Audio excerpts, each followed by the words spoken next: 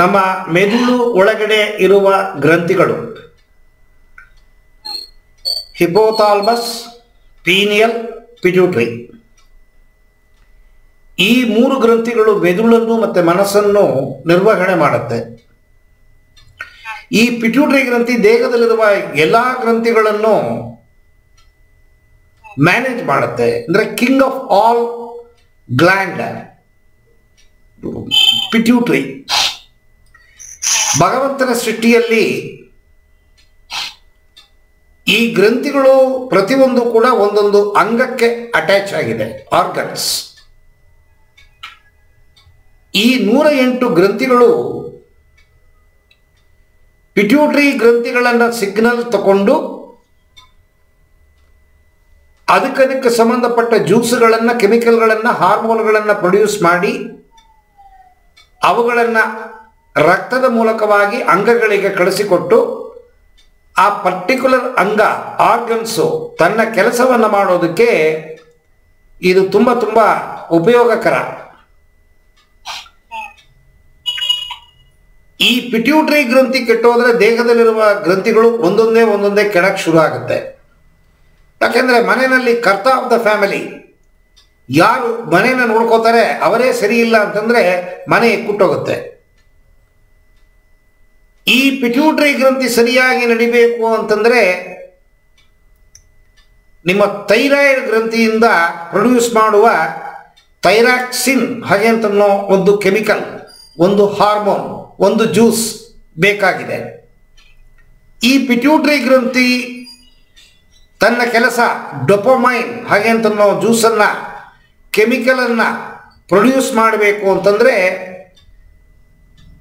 ನಿಮ್ಮ ತಲೆ ಒಳಗಡೆ ಇರುವ ಹಿಪೋಥಾಲಮಸ್ ಸೆರಾಟೋನಿನ್ ಹಾಗೆ ಅಂತನೋ ಜ್ಯೂಸನ್ನು ಸರಿ ಪ್ರಮಾಣದಲ್ಲಿ ಪ್ರೊಡ್ಯೂಸ್ ಮಾಡಿದ್ರೆ ಅದರ ಪಕ್ಕದಲ್ಲಿರುವ ಪೀನಿಯಲ್ ಗ್ರಂಥಿ ಸೆರೋಟೋನಿನ್ ಹಾಗೆ ಅಂತನೋ ಜ್ಯೂಸನ್ನು ಪ್ರೊಡ್ಯೂಸ್ ಮಾಡುತ್ತೆ. ಸೊ ಈ ಸೆರೋಟೋನಿನ್ ಜ್ಯೂಸನ್ನು ತಗೊಂಡು ಥೈರಾಯ್ಡ್ ಗ್ರಂಥಿಯಿಂದ ಥೈರಾಕ್ಸಿನ್ ಜ್ಯೂಸನ್ನು ತಗೊಂಡು ಡೊಪಮೈನ್ ಪ್ರೊಡಕ್ಷನ್ ಮಾಡುತ್ತೆ. ಥೈರಾಕ್ಸಿನ್ ಕೊರತೆ ಆದರೂ ಡಿಪ್ರೆಷನ್ ಸಿಂಪ್ಟಮ್ಸು, ಸೆರೋಟೋನಿನ್ ಕೊರತೆ ಡಿಪ್ರೆಷನ್, ಮೆಲಟೋನಿನ್ ಕೊರತೆ ಡಿಪ್ರೆಷನ್. ಮಾನಸಿಕ ಒತ್ತಡ ಬರೋದಕ್ಕೆ ಈ ಗ್ರಂಥಿಗಳು ಸರಿಯಾಗಿ ಕೆಲಸ ಮಾಡಬೇಕು. ಮಾಡದೆ ಹೋದರೆ ಮಾನಸಿಕ ಒತ್ತಡ ಬಂದ್ಬಿಡುತ್ತೆ. ಮೊಟ್ಟ ಮೊದಲು ಮಾನಸಿಕ ಒತ್ತಡಕ್ಕೆ ಟ್ರೀಟ್ಮೆಂಟ್ ತಗೊಳ್ಳೋದ್ರ ಮೊದಲು ಮನಸ್ಸನ್ನು ನಿರ್ವಹಣೆ ಮಾಡುವ ಈ 3 ಗ್ರಂಥಿಗಳು ಸರಿಯಾಗಿ ಕೆಲಸ ಮಾಡಲು ಥೈರಾಯ್ಡ್ ಗ್ರಂಥಿಯಿಂದ ಪ್ರೊಡಕ್ಷನ್ ಆಗುವ ಥೈರಾಕ್ಸಿನ್, ನೀವು ಡಾಕ್ಟರ್ ಶಾಪಿಗೆ ಹೋದ್ರೋ ಇಲ್ವೋ ಗೊತ್ತಿಲ್ಲ,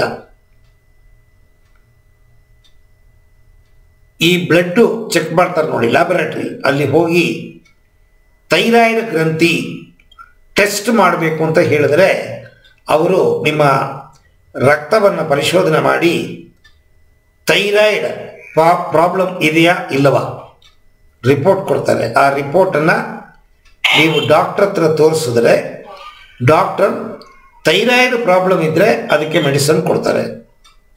ಇದನ್ನು ಯಾಕೆ ಹೇಳ್ತಾ ಇದ್ದೀನಿ ಅಂದರೆ ಮಾನಸಿಕ ಒತ್ತಡದ ಸಿಂಪ್ಟಮ್ಸ್ ಥೈರಾಯ್ಡ್ ಗ್ರಂಥಿ ಏರುಪೇರಾದರೆ ಸಿಂಪ್ಟಮ್ಸ್ ಬರುತ್ತೆ.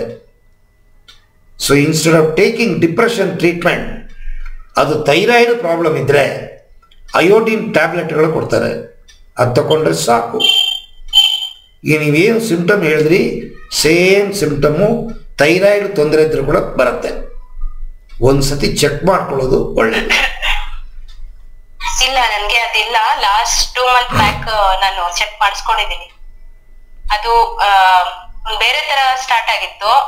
ಆದ್ರೆ ನನಗೆ ತುಂಬಾ ಬಾಯಾರಿಕೆ ಆಗೋದು, ಆಮೇಲೆ ತುಂಬಾ ಅಂದ್ರೆ ಫುಲ್ಲು ಬಾಯಿ ಒಣಗ್ ಬರೋದು, ತುಂಬಾ ನೀರ್ ಕುಡಿತಿದ್ದೆ. ಆಮೇಲೆ ಗಂಟೆಗೆ ಒಂದ್ಸಲ ಯೂರಿನ್ ಪಾಸ್ ಮಾಡಕ್ ಹೋಗ್ತಿದ್ದೆ. ಸೊ ಹಂಗೆ ಅದು ನನ್ ಶುಗರ್ ಬಂದಿದೇನೋ ಅಂತ ಹೇಳ್ಕೊಂಡು ಅವಾಗ ನಾನು ಚೆಕ್ ಮಾಡ್ಸಿದ್ದೀನಿ. ಸೊ ಅವಾಗ ಅದು ಯಾವ್ದು ಇರ್ಲಿಲ್ಲ.